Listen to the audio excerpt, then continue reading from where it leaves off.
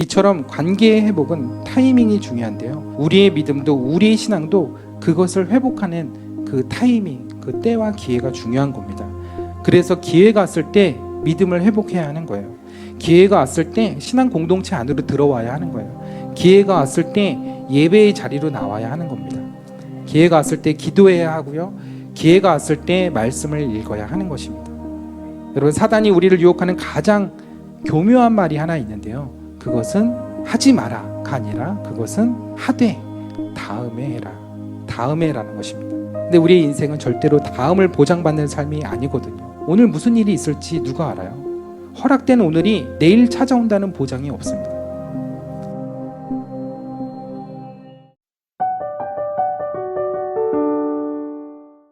저희가 지난주에 이어서 이제 아가서의 말씀을 보고 있습니다. 지난주 아가서 2장의 말씀을 통해서 포도원에 들어오는 작은 여우를 잡으라라는 말씀으로 말씀을 나눴는데요. 오늘은 아가서 5장의 말씀으로 여러분과 은혜를 나누려고 합니다. 이 말씀을 나누기에 앞서서 제가 동화 하나를 이제 소개해드리려고 하는데, 사실은 뭐 소개라기보단 여러분들이 잘 아시는 동화일 것 같아요. 여러분들 중에 신데렐라의 이야기를 모르는 분은 없을 거라고 생각합니다. 근데 여러분, 혹시 신데렐라 동요 아세요? 동요? 신데렐라는 어려서 부모님을 잃고요. 네.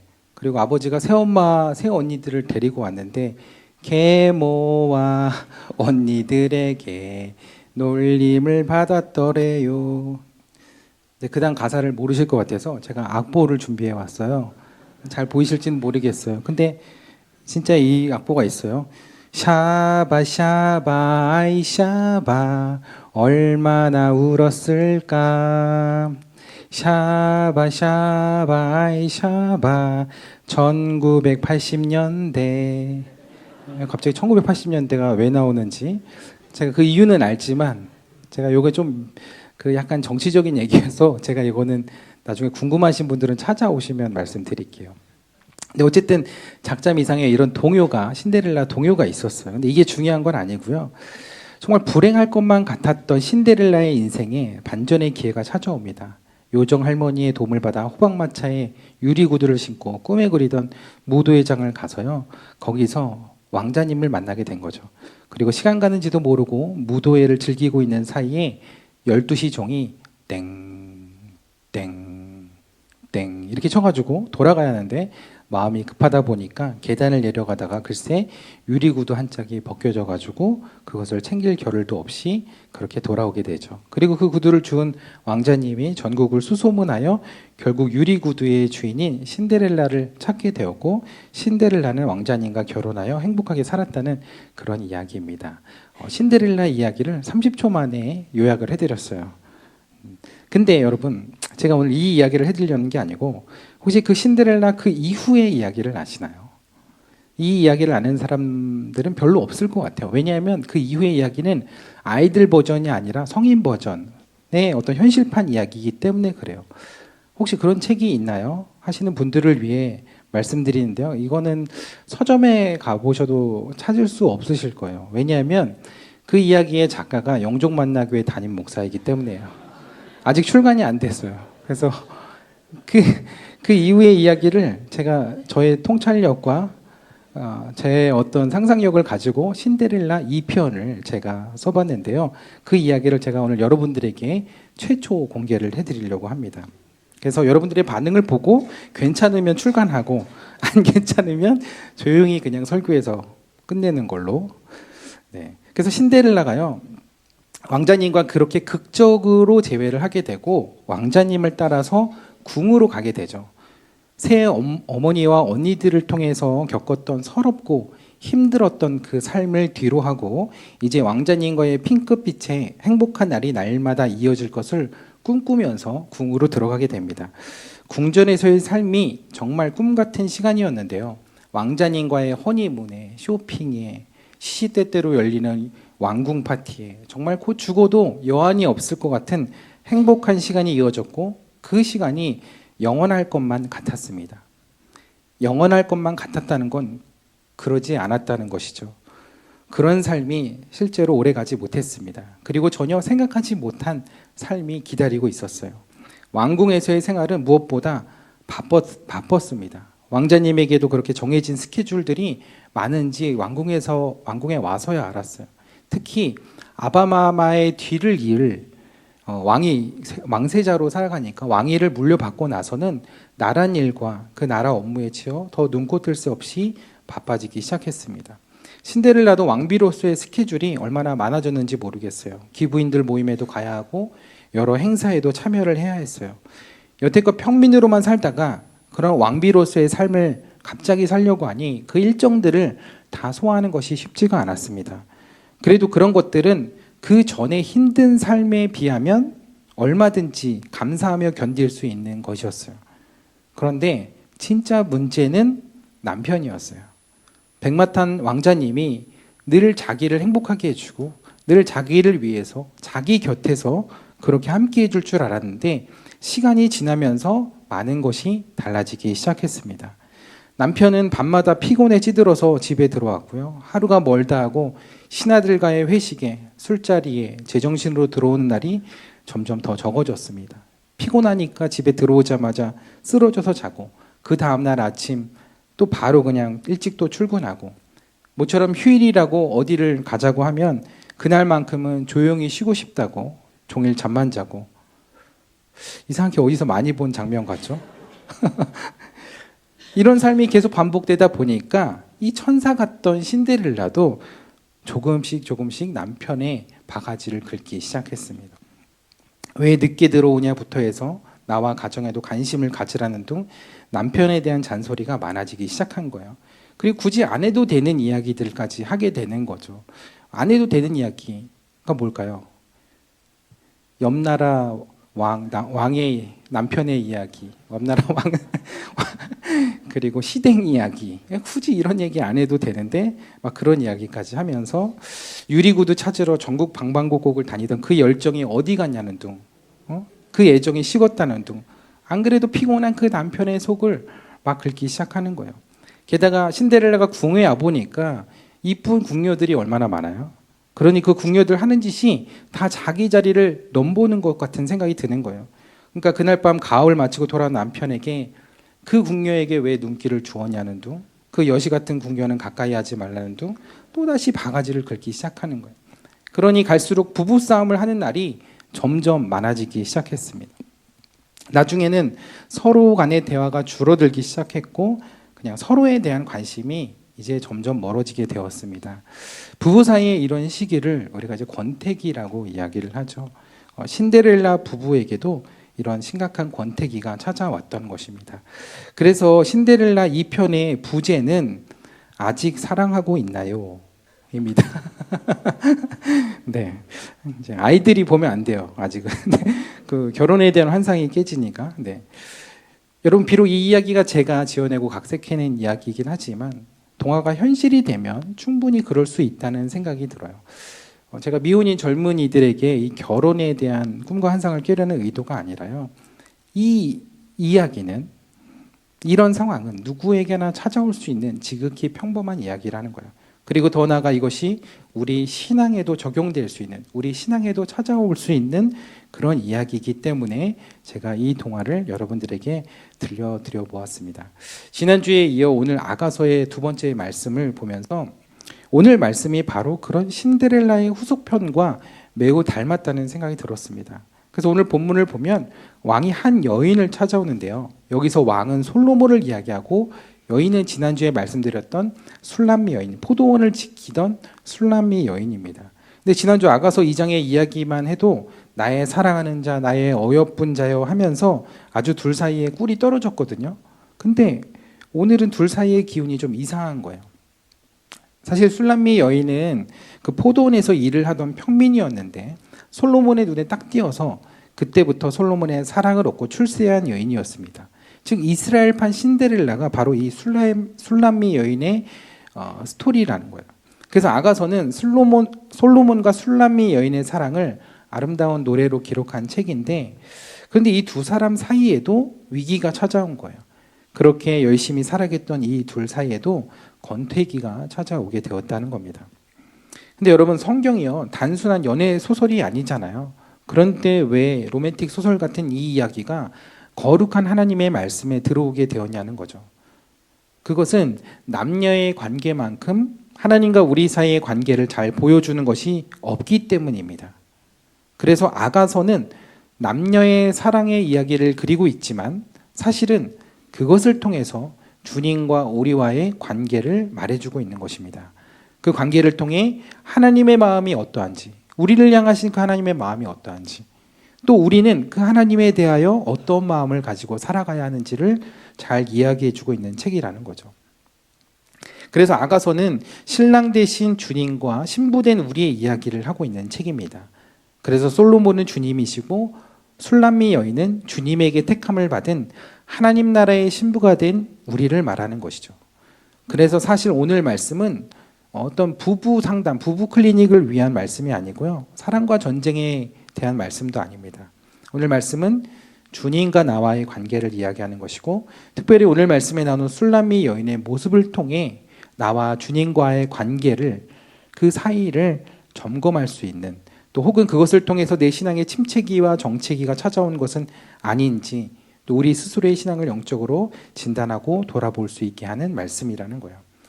오늘 아가서 5장의 말씀을 보면요, 술람미 여인에게 권태기가 찾아왔는데요, 2절 말씀에 보니까 내가 잘지라도 마음은 깨었는데 라고 하고 있습니다. 그 말씀에 이 술람미 여인의 마음이 잘 담겨 있어요. 이제 자려고 누웠지만 마음은 깨서 신랑에게 있다는 거죠. 근데 정말 마음이 있었다면 잘 준비를 하지 말아야죠. 언제 신랑이 올지 모르는데 꽃단장을 하고 신랑을 기다리고 있어야죠. 근데 몸은 편히 잘 준비를 하고 있었다는 것, 근데 마음은 깨어 있었다는 것, 그게 정말 마음이 있다고 할 수 있을까요? 물론 마음은 있겠죠. 없는 것은 아니겠죠. 그러나 그 마음이 어딘가에서는 새고 있다는 것입니다. 우리 아이들이 개학하면 평소보다 일찍 일어나서 이제 학교를 가야 되죠. 근데 엄마들이 아침에 아이들을 깨웁니다. 누구누구야, 일어나야지, 학교 가야지. 그러면 아이가 대답을 해요. 일어났어. 그렇게 얘기를 하는데 가보면 침대에 누워 있어요. 근데 야, 일어났다며. 왜 안? 일어났어. 그런데 이 아이는 눈을 떴으니 일어났다고 대답하는 거예요. 근데 그게 일어난 걸까요? 여기서 일어나라는 것은 학교 갈 준비를 하라는 거죠. 그 의식을 행동으로, 몸으로 옮기라는 것이죠. 근데 우리의 신앙도 그래요. 주일에 교회에도 안 나가고 말씀도 안 보지만 하나님, 내 마음은 하나님께 있습니다. 그게 진짜 마음이 있는 것일까요?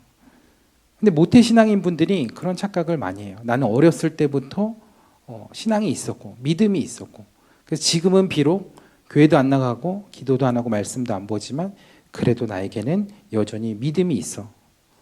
그렇게 생각하는 분들이 있는 것 같아요. 어떻게 보면 대단한 믿음인 것 같은데요, 거기에는 굉장한 사단의 속임수가 있습니다.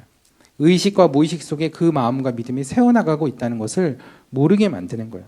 그래서 어느 순간 내 마음과 입술을 통해서 그 불신앙이 한번 경험되거나 그 말이 한번 나오잖아요. 그러면 사단은 그 틈을 노리지 않고 한순간에 우리의 믿음을 여리고성처럼 무너뜨립니다. 그래서 여러분들의 신앙을 잘 돌아보아야 하는데요, 모든 일에 내 뜻을 가지고 다 결정하면서도 그래도 주님의 뜻은 내 마음에 있습니다.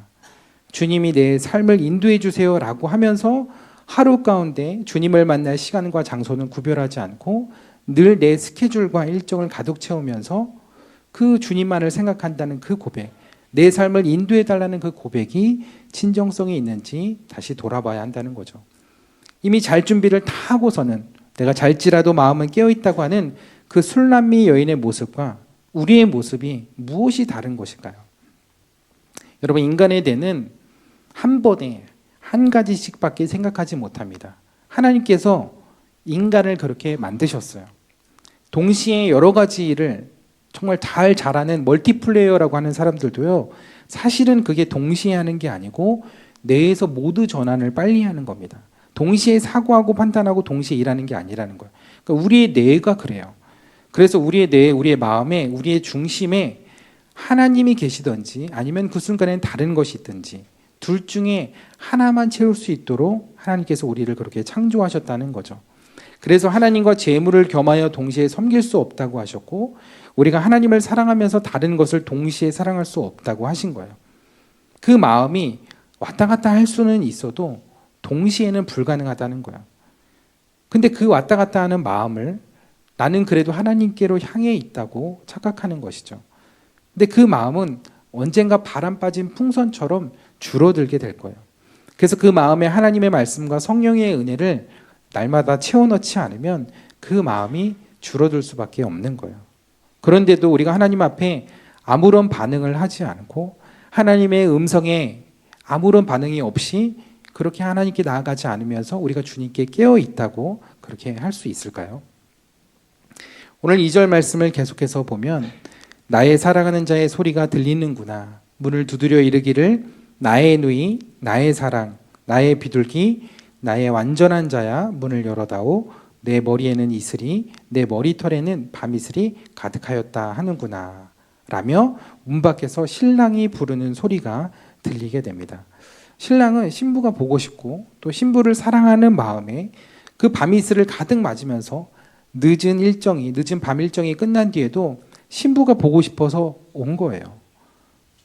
마찬가지로 한 주 동안도 주님은 우리를 보고 싶으셔서 그 밤이슬을 맞으며 찾아오시고 저와 여러분의 마음의 문 밖에서 우리를 부르고 계신 거예요. 근데 그 음성이 들리셨나요? 그런데 중요한 것은 그 음성을 듣는 것이 아니라 그 음성에 대해 어떻게 반응하냐는 거예요. 밤이슬을 가득 맞으면서까지 찾아온 낭군의 목소리가 들렸을 때 이 술람미 여인은 어떻게 했을까요? 3절 말씀을 보니까 이렇게 마음속으로 생각한 거예요. 내가 옷을 벗었으니 어찌 다시 입겠으며 내가 발을 씻었으니 어찌 다시 더럽히랴. 이게 무슨 의미일까요? 옷도 갈아입고 발도 씻었다는 것은 잘 준비를 다 했다는 거죠. 그것은 이 여인의 마음에 신랑을 기다리는 그런 기대감이 다 사라졌다는 거 아닐까요? 그리고 정작 신랑이 찾아왔을 때는 오히려 귀찮은 마음까지 들은 거예요. 다른 상황이긴 하지만 제가 그 마음을 너무 잘 이해하는데요.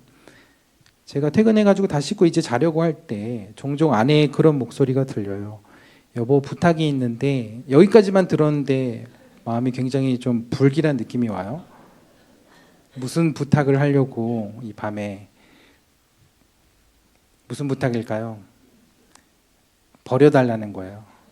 음쓰를. 음쓰가 뭔지 아세요? 음식물 쓰레기의 줄임말이에요. 음쓰. 그 부탁을 받았을 때 저의 고백과 이 술람미 여인의 고백이 98% 일치해요. 그래서 내가 옷을 벗었으니 어찌 다시 입겠으며 내가 발을 씻었으니 어찌 다시 더럽히랴. 하지만 그것은 저의 마음의 고백일 뿐이고 조용히 가서 버리든지 아니면 모른 척하고 자는 척하든지 아니면 도저히 안 되면 내일 아침에 버릴게 이렇게 하는데요. 어쨌든 제가 그런 술람미 여인의 마음을 너무 잘 알 것 같아요. 잘 준비를 다 했는데 그때 손님이 온다는 게 너무나 번거로운 일이고 귀찮은 일이죠. 그걸 좋아할 사람이 없을 거예요. 하지만 그 싫은 일도 그 귀찮은 일도 기쁨으로 하게 만드는 것이 사랑이고 그것이 연인과의 관계에서는 전혀 문제가 되지 않는 거예요. 애틋한 마음이 있다면 만남에 대한 설렘과 기쁨이 더 크기 때문에 그 귀찮음은 정말 아무것도 아닌 거예요. 제가 애틋함이 없어서 음식물 쓰레기를 안 버리는 게 아닙니다. 네. 그러면 이런 질문을 통해 우리의 신앙을 진단해 볼 수 있을 것 같은데요. 여러분들은 왕이신 주님이 우리를 찾아오셨는데 주님의 음성이 우리 마음 가운데 들릴 때 어떤 마음이 드셨나요? 그 음성을 외면하거나 혹은 귀찮다고 생각하신 적은 없나요? 예배는 나아가야겠고 기도도 해야 하고 성경도 봐야 하는데 그런 이야기가 하나님의 음성이 아닐 거야. 못 들은 척 하시는 적은 없나요? 만약 그렇다면 내 안에 찾아온 신앙의 권태기 수치를 의심해 봐야 됩니다. 우리 마음에 교회를 가야 하나? 예배를 꼭 교회에 가서 드려야 하나? 이런 신앙의 갈등이 있다면 어쩌면 그것은 영적인 권태기가 우리 가운데 이미 찾아왔다는 것을 말해주는지도 모릅니다. 근데 그 문제는 그런 마음이 들었다는 게 것보다 더 큰 문제는 그 갈등하는 사이에 중요한 기회를 놓친다는 데 있습니다. 오늘 4절 말씀에 보니까 술람미 여인이 그렇게 마음에 갈등하고 있는 사이에 왕이 기다리다 못해 문틈으로 손을 들이밀은 것입니다. 여러분 이스라엘 사람들이 그 성서시대 사람들에게는요 이게 열쇠라는 게 없었어요. 사실은 구약 시대에는 그냥 밑에 손잡이가 있고 위에 이렇게 구멍이 있었어요. 손이 들어갈 만한 구멍이 있었어요. 그러면 거기 구멍에 손을 넣어가지고 그 안쪽에 있는 문거리를 이렇게 거는 겁니다. 그렇게 해서 이제 문을 닫거나 열거나 그렇게 했거든요. 그래서 그것은 어떤 시건의 의미가 아니고 문이 이렇게 마음대로 열리고 닫히지 않도록 고정의 의미가 있는 거예요. 그래서 문 안으로 이렇게 손을 들이밀었다는 것, 이것은 그 안에 걸려있는 그 문고리를 열고 들어가려고 하는 시도인 거죠. 근데 그렇게 손이 들어오는 것을 보고서야 이 술람미 여인의 몸이 움직인 거예요. 아니 그렇게까지 문을 누가 들어오려고 하는데 가만히 있으면 이상하죠.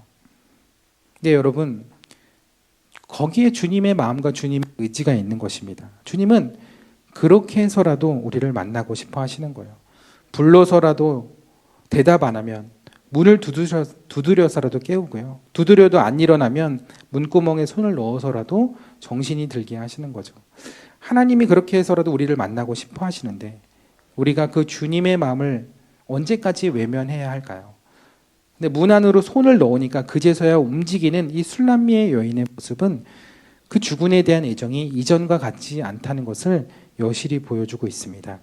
5절 말씀을 보니까 문을 열러 나가는 술람미 여인의 손에서 모략이 줄줄줄 흘러서 문빗장에 떨어졌다고 했어요. 여러분 모략은 동방 박사들이 예수님께 가져왔던 당대의 가장 귀한 예물 중에 하나입니다. 그래서 당시에 가장 비싼 향료가 모략이었는데요. 이 여인은 모략이 손에서 줄줄줄 떨어질 정도로 그걸 그렇게 헤프게 쓰고 있었던 거예요. 그 당시 귀족들조차도 쉽게 사용하지 못해서 조금씩 가지고 다니던지 아니면 침상에 살짝 뿌리던지 그렇게 조심스럽게 사용하고 귀한 것이 모략이었는데 이 술람미 여인은 그 모략을 바디 오일처럼 이렇게 썼던 거예요. 그 모습에서 이 술람미 여인이 얼마나 사치스러운 삶 속에 찌들어 있는지를 알 수 있고요. 무엇보다도 그런 삶 속에서 이 술람미 여인에게는 그 어느 것도 부족함이 없어 보였던 것입니다. 아쉬운 게 없었다는 거죠. 그래서 왕의 음성조차도 이 여인을 바로 일으키지 못했던 거예요. 제가 지난주 말씀에서 이런 이야기를 했죠. 우리의 본분을 잊기 쉬운 때는 분주하거나 바쁘거나 어려움이 찾아올 때가 아니라 큰 어려움이나 문제가 없이 살만해졌을 때, 내 능력으로도 내가 충분히 살만해졌을 때, 그래서 삶 속에서 하나님이 생각나지 않을 만큼 내 삶에 여유가 생겼을 때, 그때가 우리 믿음의 본분을 잊기 쉬운 때이고 그때가 여우가 들어와 포도원을 망치는 때라고 말씀드렸습니다. 술람미 여인도 자신이 포도밭에서 노예처럼 일했던 때를 기억하지 못하고요. 내가 어려움 가운데서 주님의 은혜로 살았음을 기억하지 못하고 이제는 살만해지니까 주님을 찾지도 사모하지도 않는 그 모습. 그러한 여유와 안일함이 이 여인의 위기의 시작이 되었습니다. 아니나 다를까 큰 실수를 하게 되는데요. 자신을 찾아온 임금을 그냥 되돌려 보낸 겁니다. 그렇게 뜸들이며 나가니 이미 가버리고 없는 거예요. 처음에는 이렇게 문고리를 여는 것 같이 보였는데 생각이 바뀌었는지 임금이 내가 이렇게까지 해서 들어가야 되나 생각이 들었는지 그냥 손을 빼고 돌아간 거예요. 그때 이 여인이 정신이 번쩍 든 겁니다. 내가 무슨 짓을 한 거지? 내가 정신이 나갔나 보다. 주상 전하를 헛걸음하여 돌려보내다니. 그래서 6절 말씀에 내 혼이 나갔구나. 내가 그를 찾아도 못 만나고 불러도 응답이 없었노라. 결국 7절에 술람미 여인은 급한 마음에 잠옷바람으로 그 신랑을 찾으러 갑니다. 근데 그 밤중에 성 안에 순찬한 사람이 보니까 저 잠옷바람에 돌아다니는 저 여인이 미친 것 같은 거예요. 제정신이 아닌 것 같아요. 그래서 그 여인이 매를 맞고 겉옷까지 뺏기는 수치를 당하게 됩니다. 그러나 이 여인은 이때 더 제정신이 돌아온 거예요. 세상이 이렇게 험한 곳이었지. 내가 임금의 보호 아래, 신랑의 보호 아래, 남편의 보호 아래 산다는 것을 잊고 있었네. 그분의 은혜 없이는 내가 살 수 없는 것인데 라며 그때서야 제정신이 돌아온 거예요. 여러분 우리도 하나님 은혜 아래 살고 있다는 사실을 잊고 살아갈 때가 참 많아요. 그래서 그렇게 착각할 수가 있어요. 내 힘으로 살아가는구나. 내 능력으로 살 수 있구나. 근데 그럴 수 있습니다. 그러나 중요한 것은 정말 중요한 것은 그런 마음이 드는 것이 아니라 그런 마음이 들었을 때 돌아올 때를 놓치지 않는 것입니다. 그래서 하나님을 다시 만날 수 있을 때 다시 만나야 하는 것입니다. 오늘 하나님을 만나는 이 시간이 내일 다시 오리라는 보장이 없기 때문에 그렇습니다. 여러분, 그래서 사랑은 타이밍이라는 말이 있잖아요. 그래서 그런 노래가 있더라고요. 있을 때 잘해 후회하지 말고, 있을 때 잘해 흔들리지 말고, 가까이 있을 때 붙잡지 그랬어, 있을 때 잘해 그러니까 잘해. 제가 오늘 이 곡을 결단곡으로 해야 하나 심각하게 고민을 했는데요. 다행히 이걸 결단곡으로 정하진 않았습니다. 어쨌든 이 여인이 그 중요한 타이밍을 놓친 거예요. 여러분, 우리의 삶에 권태기가 올 수 있습니다. 주님과의 관계가 멀어질 수 있어요. 우리의 마음이 때로는 안일해질 수 있어요. 그 우리의 연약함인 거죠. 하나님도 그걸 누구보다 잘 알고 계세요. 근데 중요한 것은 그런 마음을 회복할 기회와 때가 왔을 때 놓치면 안 된다는 거예요. 부부싸움에도 관계를 회복하는 골든타임이 있거든요. 에베소서 4장 26절에 보면 분을 내어도 죄를 짓지 말며 해가 지도록 분을 품지 말라고 했어요. 해가 지기 전에 마음에 있는 분을 풀고 관계를 회복해야 한다는 거예요. 그게 성경적인 거예요. 그 시간을 지나면 관계를 회복하기가 더 어려워지고요. 27절 말씀처럼 마귀에게 틈을 주게 되기 때문이에요. 그래서 부부싸움은 하루를 넘기지 않는 것에 중요한 포인트가 있는 겁니다. 그 타이밍이 중요하다는 거죠. 그 때를 놓치면 더 어려워지기 때문에 그래요. 이처럼 관계의 회복은 타이밍이 중요한데요. 우리의 믿음도 우리의 신앙도 그것을 회복하는 그 타이밍, 그 때와 기회가 중요한 겁니다. 그래서 기회가 왔을 때 믿음을 회복해야 하는 거예요. 기회가 왔을 때 신앙 공동체 안으로 들어와야 하는 거예요. 기회가 왔을 때 예배의 자리로 나와야 하는 겁니다. 기회가 왔을 때 기도해야 하고요. 기회가 왔을 때 말씀을 읽어야 하는 것입니다. 여러분, 사단이 우리를 유혹하는 가장 교묘한 말이 하나 있는데요. 그것은 하지 마라가 아니라 그것은 하되 다음에 해라. 다음에라는 것입니다. 근데 우리의 인생은 절대로 다음을 보장받는 삶이 아니거든요. 오늘 무슨 일이 있을지 누가 알아요? 허락된 오늘이 내일 찾아온다는 보장이 없습니다. 술람미 여인에게도 되돌려보낸 왕의 발걸음이 언제 다시 향할지 모르는 일인 거예요. 친히 발걸음한 전화를 놓치게 된 궁녀에게 다음은 기약할 수 없는 거예요. 그러니 우리도 내일로 미루는 것이 아니라 오늘 주님을 만나야 하고 오늘 주님께 기도해야 하고 오늘 말씀 가운데 살아가야 하는 줄 믿습니다. 권태기에 빠진 신데렐라 2편의 이야기의 에필로그를 제가 또 썼는데요. 거기서 끝나면은 이제 얘기가 마무리가 안 되잖아요. 그래서 그 마무리가 있어야 돼요. 늘 일과 수울로 몸에 무리가 간 왕이요. 결국 병이 들었어요. 그래서 모든 일정을 취소하고 휴식을 취하게 됐는데요. 신데렐라가 그때를 놓치지 않고 전적으로 남편을 간병하기로 결정합니다. 여기서 중요한 건 그 타이밍을 놓치지 않았다는 거예요. 신하들에게 간병을 맡겨도 되지만 신데렐라는 자신의 모든 스케줄을 취소하고 본인이 직접 남편과 함께하기로 그렇게 결정을 한 거예요. 아니, 보통 같으면 그냥 알아서 약 먹어.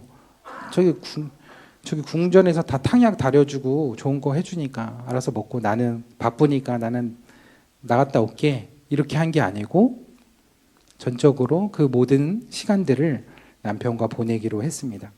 그러면서 함께하는 시간이 많아지니까 대화도 같이 하고 식사도 하고 산책도 하게 되었어요. 그러면서 서로의 이야기를 듣게 되니까 서로의 입장을 더 잘 이해하게 된 거예요. 그동안 섭섭했던 서로에 대한 마음도 풀리기 시작했던 거예요. 그리고 얘기를 나누다 보니까 그때 처음 만났던 그 무도에서 처음 만났던 이야기도 막 나오게 된 거예요. 그러면서 그때 설렜던 마음, 그 첫사랑의 감정이 다시 마음에 피어오르게 되었습니다. 그러면서 왕의 컨디션이 좋아질 즈음에는 두 사람의 관계가 전보다 굉장히 많이 좋아지게 되었어요. 왕은 국무로 복귀하면서 모든 스케줄을 그래서 재조정하게 되었는데 아내와 가정을 위한 시간을 가장 우선순위에 두게 되었습니다. 그래서 회식은 1차까지만, 그리고 수요일은 패밀리데이, 회식 없는 날, 이러면서 이제 가정 중심으로 그렇게 시간을 조정하게 되었어요. 그러면서 그 권태기가 자연스럽게 지나가게 되었고 이전과는 또 다른 깊은 사랑의 관계가 만들어지게 된 것이죠. 물론 이후에도 부부싸움을 하는 날들은 있었지만 그럴 때마다 에베소서 4장의 말씀을 기억하면서 해를 넘기지 않고 종종 찾아오는 그 관계의 위기를 잘 넘기며 좋은 금수를 유지하며 오래오래 행복하게 살았다는 그런 이야기입니다. 아버지, 네. 여러분 주님을 사모하고 사랑했던 그 첫 마음을 기억하시나요? 하나님께 드렸던 그 마음, 그 헌신, 그것을 기억하는 것, 그것이 우리가 다시 주님 앞에 나아갈 수 있는 동기가 될 수 있다고 생각합니다. 다시금 우리에게 찾아온 주님을 붙잡을 수 있는 계기가 될 수 있다고 생각해요. 그 마음을 기억하며 회복의 기회 앞에서 우리가 그때를 생각하며 새롭게 결단할 수 있다면 우리의 삶 가운데, 우리의 신앙 가운데 침체기가 올지라도 우리가 새로운 은혜가 우리의 삶 가운데, 우리의 믿음 가운데 시작될 줄 믿습니다. 저는 여러분들의 신앙이 이곳에서 그렇게 다시 시작되기를 축복합니다. 나를 가두고 있던 환경과 이유와 핑계를 담대히 깨뜨리고 주님 앞에 우리의 삶을 다시금 주님께 드릴 수 있는 그런 저와 여러분들의 삶이 되기를 축복합니다. 하나님, 그냥 하나님께 마음이 있습니다라고 고백하는 것이 아니라 하나님께 내 모든 마음을 드립니다. 전심으로 하나님을 예배하고 찬양하기를 원합니다. 내 마음에 있던 모든 염려와 걱정과 근심들로 인해 주님을 보지 못했는데 그 모든 것들을 깨뜨리고 주님 앞에 나아가며 주님에 대한 사랑을 다시금 회복하기를 원합니다. 이러한 고백이 저와 여러분들의 한 주의 삶 가운데 온전히 채워지게 되기를 축복합니다. 우리 이 시간 함께 기도하기를 원합니다.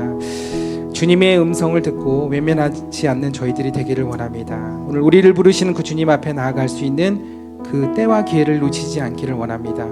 주님 앞에 나아가지 못했던 이유와 환경과 핑계를 온전히 깨뜨리고 결단하며 주님 앞에 나아갈 수 있는 저희들이 되게 하여 주옵소서. 그래서 우리의 첫 마음을 회복하게 하여 주시고 내 삶과 내 마음을 주님께 온전히 드리며 주님께로 한 걸음 더 나아갈 수 있는 저희들 되게 하여 주옵소서. 우리 이 시간 주여 한번 부르짖고 기도하겠습니다. 주여.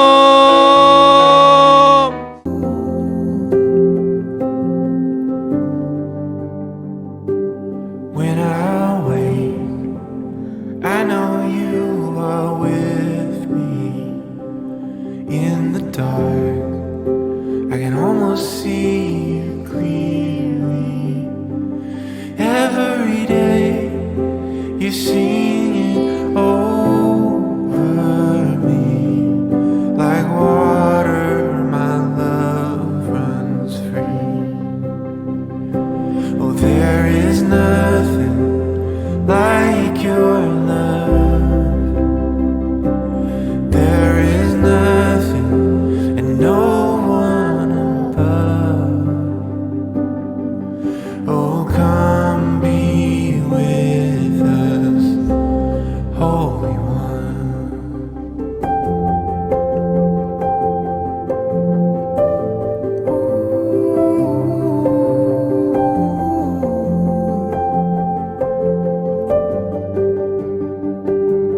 In my pain, I know you can feel